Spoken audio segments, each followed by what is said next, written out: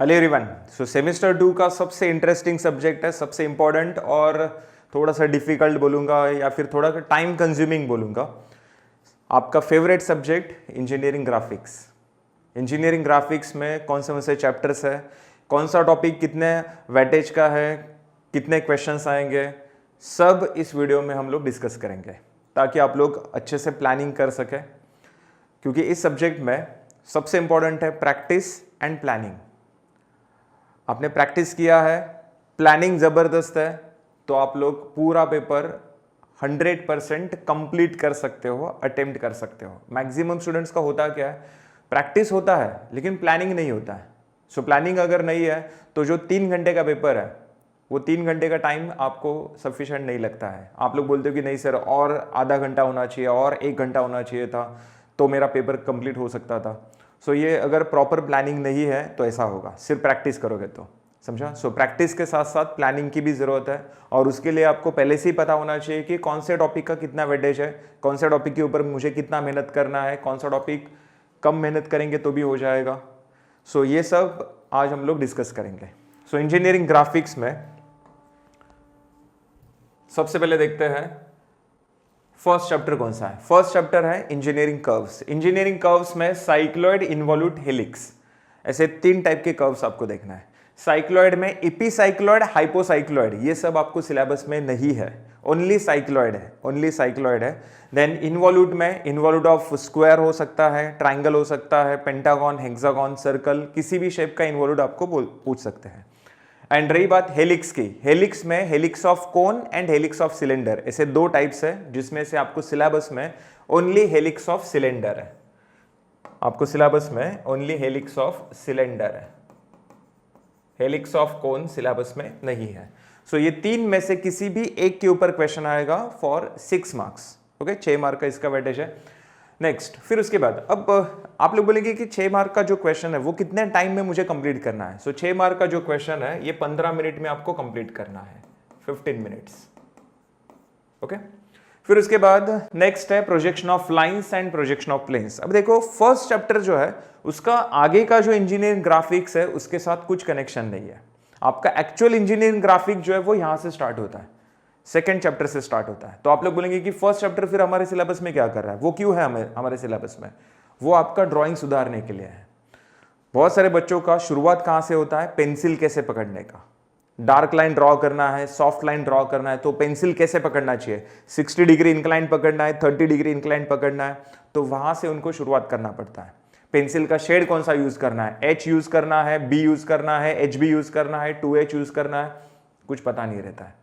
सो वहां से हमें शुरुआत करनी पड़ती है। कंपास कैसे यूज करना है, प्रोट्रैक्टर कैसे यूज करना है, रोलर स्केल सबसे इंपॉर्टेंट है। रोलर स्केल, बहुत सारे बच्चे मुझे बोलते हैं सर मेरा पैरेलल लाइन नहीं आ रहा है। अरे वो कोई जादू नहीं है कि ऐसे ही कुछ तो मंत्र बोलेगा और पैरेलल लाइन आना शुरू हो जाएगा, ऐसा नहीं रहता है। पैरेलल लाइन ड्रॉ करने के लिए आपको रोलर स्केल अच्छे से यूज करने आना चाहिए। ओके, हाफ रोलर स्केल है, फुल रोलर स्केल है। सो ये सभी इंस्ट्रूमेंट समझ में आने के लिए आपको ये फर्स्ट चैप्टर दिया है, इंजीनियरिंग कर्व्स। ओके, नेक्स्ट, फिर उसके बाद एक्चुअल ग्राफिक्स यहां से स्टार्ट हो रहा है, projection of lines and planes. अब लास्ट ईयर तक प्लेन्स सिलेबस में नहीं था, प्लेन्स था लेकिन उसके ऊपर सिर्फ असाइनमेंट में क्वेश्चंस आते थे। फाइनल एग्जाम में प्लेन्स के ऊपर क्वेश्चंस नहीं आते थे, फाइनल एग्जाम में सिर्फ लाइंस के ऊपर क्वेश्चंस आते थे। लेकिन इस बार प्लेन्स भी आपके सिलेबस में ऐड किया है। अब प्लेन में स्क्वायर प्लेन होगा या फिर पेंटागोनल होगा, हेक्सागोनल होगा, सर्कुलर होगा। सो प्लेन्स के ऊपर भी क्वेश्चंस आएंगे। 2 स्टेज वाला भी है, 3 स्टेज वाला भी है। करेक्ट, इसका टोटल वेटेज है 9 मार्क्स। नेक्स्ट, थर्ड है projection of solids. Projection of solid में पिरामिड, प्रिज्म, कोन, सिलेंडर, ऐसे 4 टाइप के सॉलिड्स आपको देखना है। पिरामिड में स्क्वायर पिरामिड है, पेंटागोनल पिरामिड है, हेक्सागोनल पिरामिड है। सेम वैसे ही प्रिज्म में भी स्क्वायर प्रिज्म है, पेंटागोनल प्रिज्म है, हेक्सागोनल प्रिज्म है। नेक्स्ट, कोन एंड सिलेंडर में ऐसा कोई टाइप होता नहीं है। कोन मतलब जिसका बॉटम बेस सर्कुलर होता है, टॉप में बस एक पॉइंट होता है जिसको हम लोग अपेक्स कहते हैं, वर्टेक्स कहते हैं, जैसे कि आइसक्रीम का कोन होता है। करेक्ट। सो मुझे एक बात बताओ, कोन में कभी बॉटम बेस स्क्वायर शेप का हो सकता है, पेंटागोनल हो सकता है, हेक्सागोनल हो सकता है? नहीं, मतलब पेंटागोनल कोन ऐसा कोई एग्जिस्ट करता ही नहीं है। सो कोन में, सिलेंडर में ऐसे कोई टाइप्स नहीं है। पिरामिड एंड प्रिज्म में आपको अलग अलग टाइप्स मिलेंगे। अब इसके ऊपर 2 क्वेश्चंस आएंगे, एक आएगा 2 स्टेज वाला जो कि 6 मार्क के लिए है और एक है 3 स्टेज वाला जो कि 15 मार्क के लिए है। अब देखो 6 मार्क वाला क्वेश्चन सॉल्व करने के लिए कितना टाइम है आपके पास? 15 मिनट्स है। 9 मार्क वाला क्वेश्चन सॉल्व करने के लिए कितना टाइम है आपके पास? 30 मिनट्स है, 30 मिनट्स। और ये 15 मार्क वाला जो क्वेश्चन है ये सॉल्व करने के लिए आपके पास कितना है? 45 मिनट्स है। Okay 45 minutes. अब सुनने में बहुत ज़्यादा लगता है, अरे 45 मिनट्स बहुत ज़्यादा है, लेकिन आपको 45 मिनट्स कब खत्म हुआ पता भी नहीं चलेगा अगर आपने अच्छे से प्रैक्टिस नहीं किया है तो। Okay so projection of solid 2 question आएंगे इसके ऊपर, एक आएगा 6 मार्क के लिए, एक आएगा 15 मार्क के लिए। टोटल कितना हो गया इसका? 21। फिर उसके बाद नेक्स्ट है सेक्शन ऑफ सॉलिड। अब जिसका प्रोजेक्शन ऑफ सॉलिड परफेक्ट है उसी को सेक्शन ऑफ सॉलिड परफेक्ट होगा, उसी को सेक्शन ऑफ सॉलिड अच्छे से समझ में आएगा। ओके अब सेक्शन ऑफ सॉलिड के साथ देखो यहां पर डीएलएस भी दिख रहा है, development of lateral surface. DLS के ऊपर आपको सिर्फ असाइनमेंट में क्वेश्चंस पूछेंगे, फाइनल एग्जाम में नहीं, फाइनल एग्जाम में नहीं, सिर्फ और सिर्फ असाइनमेंट में ही क्वेश्चंस पूछेंगे डीएलएस के लिए। Okay only for assignment. Okay next फिर उसके बाद आते हैं सेक्शन ऑफ सॉलिड का क्वेश्चन भी कितने मार्क के लिए आता है? 15 मार्क। 15 मार्क मतलब कितना टाइम है आपके पास? 45 मिनट्स है।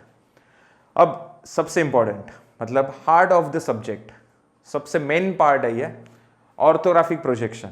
ऑर्थोग्राफिक प्रोजेक्शन के ऊपर 2 क्वेश्चंस आते हैं, एक आता है विदाउट सेक्शन और एक आता है विद सेक्शन। विदाउट सेक्शन वाला जो क्वेश्चन है वो 2 व्यूज वाला होता है। यहां पर टोटल 3 व्यूज होते हैं, front view, top view, side view. आपको ऑर्थोग्राफिक में करना क्या है?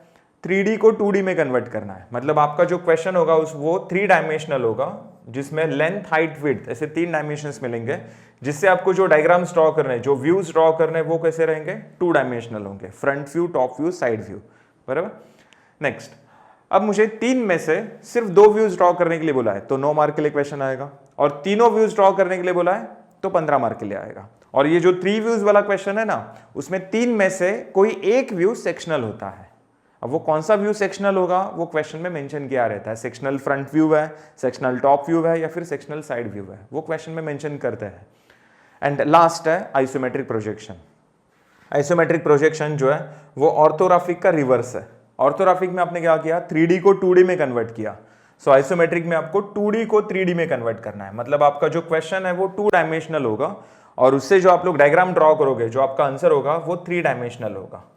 मतलब क्या? जिसको ऑर्थोग्राफिक परफेक्ट आता है उसी को आइसोमेट्रिक परफेक्ट आएगा। समझा? और इसमें भी 2 टाइप के एग्जांपल्स है, एक है विदाउट कर्व जो कि 6 मार्क के लिए, और एक है विद कर्व जो कि 9 मार्क के लिए। सो टोटल कितना हो गया? ये 15। सो अगर काउंट करते हो, सो 15 + 24, 15 + 24 कितना होता है? 15 + 24 39 होता है। बराबर। 39 + 15, 39 + 15 होता है 54। ओके 54। नेक्स्ट 54 + 21, 54 + 21 कितना होता है? 54 + 21, 54 + 1 55, 55 + 20 65, 75। ओके 75 ना। नेक्स्ट 75, 75 + 9, 75 + 9 होता है 84। बराबर 84। एंड 84 + 6 कितना होता है? 90। मतलब आपको क्वेश्चन पेपर में टोटल 90 मार्क्स के क्वेश्चंस पूछे जाएंगे, 90।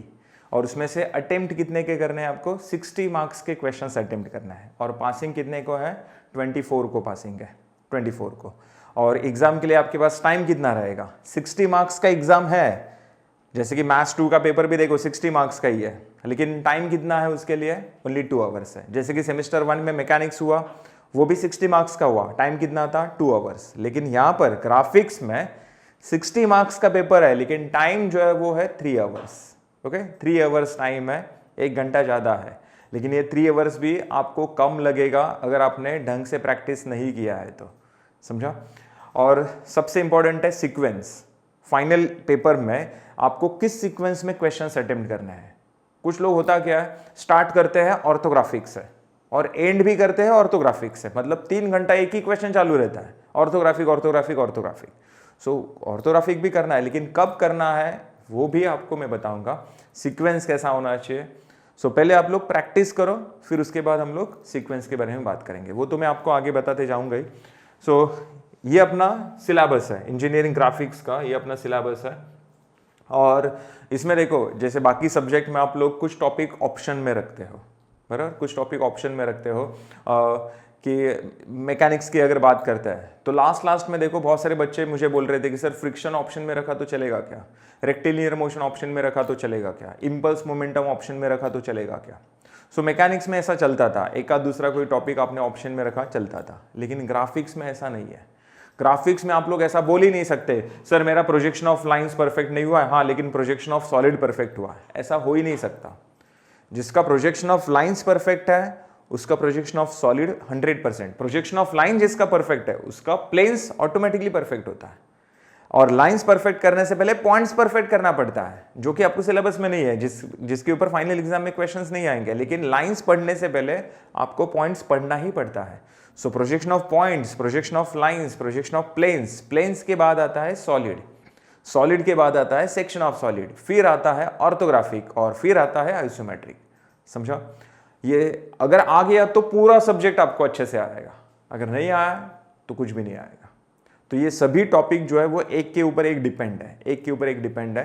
तो इसमें एक भी टॉपिक आप लोग ऑप्शन में नहीं रख सकते।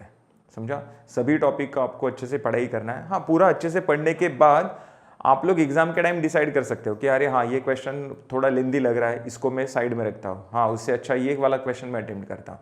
तो ये सब आप लोग डिसाइड कर सकते हो कब, जब आपको पूरा सब्जेक्ट अच्छे से समझ में आया है, सभी टॉपिक अच्छे से समझ में आया है, तभी आप लोग ये सब डिसाइड कर सकते हो। ओके, सो ये पूरे सब्जेक्ट का स्ट्रक्चर है।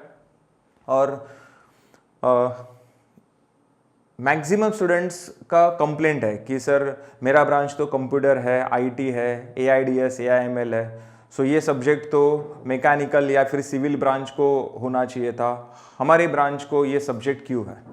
तो ये सब्जेक्ट पढ़ने से आपके अंदर कुछ वैल्यूज इंप्रूव होते हैं, कुछ क्वालिटीज इंप्रूव होते हैं।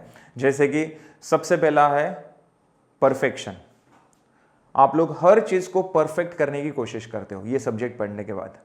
सेकंड है हार्ड वर्क, नेक्स्ट है डेडिकेशन, नेक्स्ट है इमेजिनेशन, जो कि सबसे इंपॉर्टेंट है इमेजिनेशन, नेक्स्ट है पेशेंस। ओके, ये 5 वैल्यूज आपके अंदर इंप्रूव होते हैं ये सब्जेक्ट पढ़ने से। और ये 5 वैल्यूज एक बार आपके इंप्रूव हो गए तो यही वैल्यूज आप लोग बाकी सब्जेक्ट में भी अप्लाई करते हो और वैसा लाइफ आप लोग जीते हो।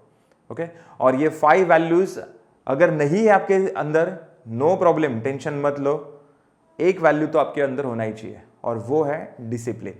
अगर आपके अंदर डिसिप्लिन वाला वैल्यू है, डिसिप्लिन वाला क्वालिटी आपके अंदर, ये 5 वैल्यूज जो है वो ऑटोमेटिकली इंप्रूव होंगे।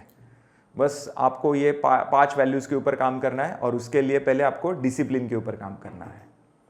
ओके, सो ये है अपना ग्राफिक सब्जेक्ट का स्ट्रक्चर, उसका वेटेज मैंने आपको बताया, इंपॉर्टेंस बताया। सो जल्दी से जल्दी अपना जर्नी स्टार्ट करो फिर सेमेस्टर 2 का ग्राफिक्स का, डेली टच में रहना है, डेली प्रैक्टिस करना है ये सब्जेक्ट का। एंड अभी भी अगर किसी ने ऑफलाइन बैच ज्वाइन नहीं किया है तो रिक्वेस्ट रहेगा जल्दी से जल्दी आरकेडमी का ऑफलाइन बैच ज्वाइन करो। डिस्क्रिप्शन बॉक्स में देखो सभी सेंटर के मैंने आपको एड्रेस दिए हैं, कॉन्टैक्ट नंबर दिए हैं। क्लियर? सो जल्दी से जल्दी आप लोग ऑफलाइन बैच ज्वाइन करो और अपना जर्नी शुरू करो। और जितने भी आपके फ्रेंड्स हैं जो फर्स्ट ईयर में, सेमेस्टर 2 में, सबको ये वीडियो फॉरवर्ड करो। Thank you very much.